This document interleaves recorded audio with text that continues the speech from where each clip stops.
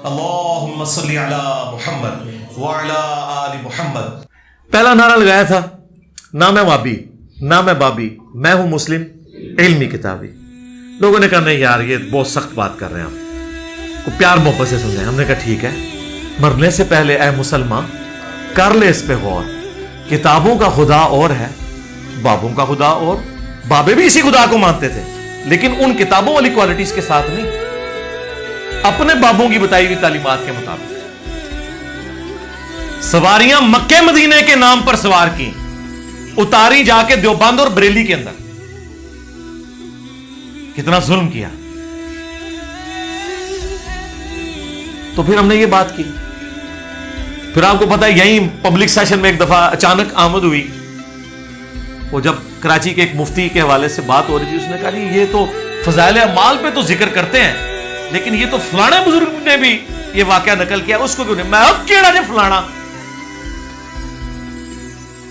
پھر میں نے اس پہ ایک جملہ بولا تھا کہ جب ہم قرآن و سنت کے دلائل کی روشنی میں حضرت معاویہ رضی اللہ تعالیٰ عنہ، حضرت عمر بن عاص رضی اللہ تعالیٰ عنہ، حضرت مغیرہ ابن شعبہ رضی اللہ تعالیٰ عنہ سے نبی الاسلام کے فرامین کی روشنی میں اختلاف رکھ سکتے ہیں تو بابے شاہی کوئی نہیں. ہاں وہ اچانک آیا میرے دماغ میں، بس پھر وہ تے اس کو ایسی قبولیت ملی ہے کہ بابے تے شاہی نہیں. وہ اگلے دن حمزہ علی باسی صاحب کا بھی مجھے کال آئی، مجھے کہنے لگے مزہ آ جاتا ہے جی تسی کہندے ہو نا بابے تے شاہی کوئی نہیں. واقعی شاہی کوئی نہیں. تو یہ ایک تیسری آمد ہوئی. چوتھی آمد ہوئی. فرقوں کی دکانیں بند. The damage has been done. ہوں 5 تن پاک دی نسبت، پہلے حق چار یار دی نسبت سی، ہوں 5 تن پاک دی نسبت. پنجویں شے کیڑی ہے؟ ٹائم قیامت تک جائے. ہاں کوئی تکبر نہیں، قیامت تک ٹائم ہے. تکبر تو یہ ہوتا ہے 24 گھنٹے کا ٹائم ہے جواب نہ ملا، 1 ہفتے کا ٹائم ہے جواب نہ ملا تو ہم سمجھیں گے کہ آپ ہار گئے. نہ سر نہ، ہم آپ کی آخرت کی فکر میں ہیں. ہم آپ کو نیچے دکھانا ہی نہیں چاہتے، ہم آپ کو قیامت تک کے لیے ٹائم. 5 نعرے، وہ جو بخاری مسلم میں حدیث ہے، نبی الاسلام دعا کرتے تھے، بلکہ ہماری ماں سیدہ عائشہ سلام اللہ علیہا کے سامنے اگر کوئی حضرت حسان کی برائی کرتا تھا نا، کیونکہ حضرت حسان اما عائشہ کے اوپر تہمت لگانے والوں میں شامل ہو گئے تھے، کیونکہ اس زمانے میں علم غیب نہیں ہوتا تھا نا، تو وہ صحابی ہو کے نا منافقین کی سازش کا شکار ہو گئے. حضرت عائشہ کو تکلیف پہنچی ہوئی تھی ان کی وجہ سے.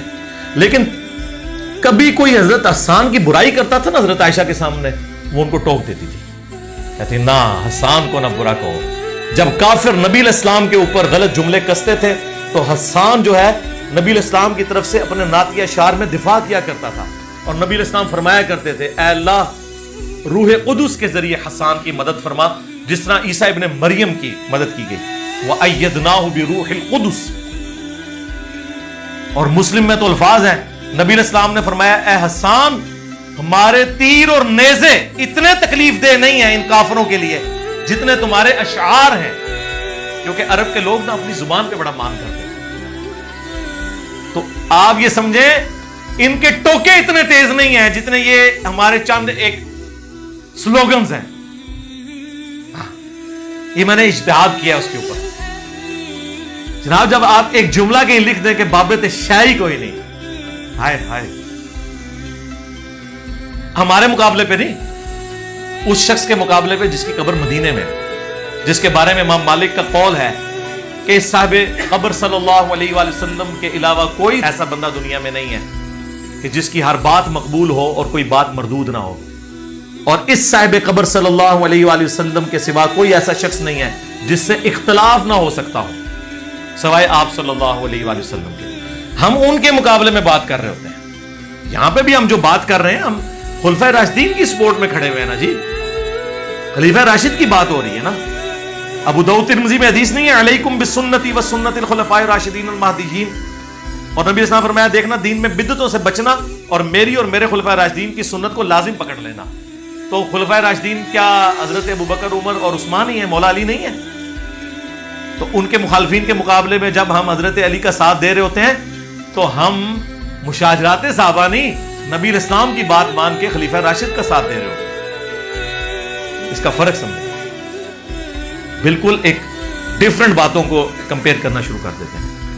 सल्लु अला मुहम्मद व आलि मुहम्मद, अल्लाहुम्मा सल्लि अला मुहम्मद व अला आलि मुहम्मद व अस्हाबि मुहम्मद अजमईन इला यौमिद्दीन. तो मैं उस वक्त भी, मुझे कोई कहता था ना कि जी ये कोई हमारे बड़े भी कभी हमें कोई समझाने की कोशिश करते थे ना, जी हम बड़ा, तो मैंने कहा यार कोई नहीं, मैं ड्यूटी पूरी कर रहे हैं, उसकी तनख्वाह ले रहे हैं. मुल्क कौम की कौन सी खिदमत है? खिदमत उस दिन है कि ये तनख्वाह बंद करें और फिर आप अगले दिन ड्यूटी पे आ गए. तनख्वाह छोड़ दें. इन दफातर के अंदर मेरे पास तो चूंकि फर्स्ट हैंड नॉलेज है, बीच में रहा हूं, किसी के कोई प्रिविलेजेस में से कोई चीज थोड़ी सी भी रुक जाती थी ना, एक वक्त में 2 बंदों की अगर प्रमोशन हुई है, एक को एंटाइटल्ड गाड़ी नए वाली उन्होंने दे दी, दूसरे को ये कहा कि अभी नई अवेलेबल नहीं है लेकिन एक पुरानी अवेलेबल है, और पुरानी से मुराद ये ना समझिएगा जो टैक्स की चल रही है, यानी इसको अगर वो 2022 मॉडल दे रहे हैं, तुम यार 2020 मॉडल ले लो और ड्राइवर साथ है. वो कहता था जी जनाब इधर क्या नौकरी करनी, कसम खुदा की मैं आपको बता रहा हूं, सिर्फ इस बात के ऊपर. और वही लोग हैं जो लोगों को ये भाषण दिया करते थे, मुल्क कौम की खिदमत कर रहे हैं, तनख्वाह नहीं बंद हुई, फैसिलिटी नहीं आपसे किसी ने छीनी, सिर्फ एक छोटा सा काम हुआ है कि यार नहीं चलो 1 साल पुराना मॉडल मिल जाता है, और वो मॉडल भी तो जिसको पता है उसको पता है, बीच में बैठे हुए तो ना वो फर्क फील होता है कि वो 2022 है ये 20 है, क्या फर्क पड़ता है. एक जैसे ये मेंटेन्ड गाड़ियां होती हैं और उसकी पूरी मेंटेनेंस भी सरकारी होती है, ड्राइवर भी सरकारी है, और वो पूरे प्रोटोकॉल से उनको मैनेज किया होता है गाड़ियों को. उसके अंदर डालने वाला आपको पेट्रोल भी मिल रहा है. एक छोटी सी कोई किसी से कोई फैसिलिटी, और इसको छोड़ दें, अगर एक ही साथ काम करने वाले लोगों में से किसी एक को कोई एक स्पेशल कोई प्रोटोकॉल मिल गया कि उसे मसलन जब एंटाइटल था उसका कोई मोबाइल फोन या लैंडलाइन फोन गवर्नमेंट की तरफ से मिल जाता है ना, लेकिन वो खास होता है कि इतने साल की किसी की जॉब हो, वो इतने स्केल में हो जाए, लेकिन किसी की एक्स्ट्राऑर्डिनरी परफॉर्मेंस हो, उसे वक्त से पहले 2 साल पहले मिल गया, तो यार वो किसी का हक तो नहीं ना छीना उसने. यानी अगर मुझे 3 साल सर्विस के बाद मोबाइल फोन गवर्नमेंट ने दे दिया और मेरे साथ वाले को नहीं मिला, और वो मिलना भी नहीं था 7 साल सर्विस से पहले, मुझे इसलिए मिल गया कि मेरी एक्स्ट्राऑर्डिनरी एक परफॉर्मेंस थी तो मुझे दे दिया, उससे तो कोई चीज काम नहीं हुई. इसके ऊपर कहते हैं नौकरी क्या करनी, और काम का क्या हाल है वो आप छोड़ दो. तो ये मैं उस वक्त भी कहता यार ये नॉनसेंस बातें, ये बात ना करो कि ये स्वाब का काम है. कर रहे स्वाब, यार ये वही काम है जो मौलवी तनख्वाहें चंदे खा के और फिर एंड में कहते हैं दीन की खिदमत कर रहे हैं. दीन की खिदमत नहीं कर रहे हैं, अपनी खिदमत कर रहे हैं. आज तुम इस मसले से उतार दिए जाओ तो तुम लोग इस काबिल भी नहीं कि तुम्हें 10,000 की नौकरी भी कहीं पे मिल जाए. मैट्रिक भी क्लियर नहीं है, कहां पे नौकरी करेंगे, लेकिन यहां बैठे हुए PhDs को वो लेक्चर्स दे रहे हैं और उनकी कमाई में से खुद खा रहे हैं.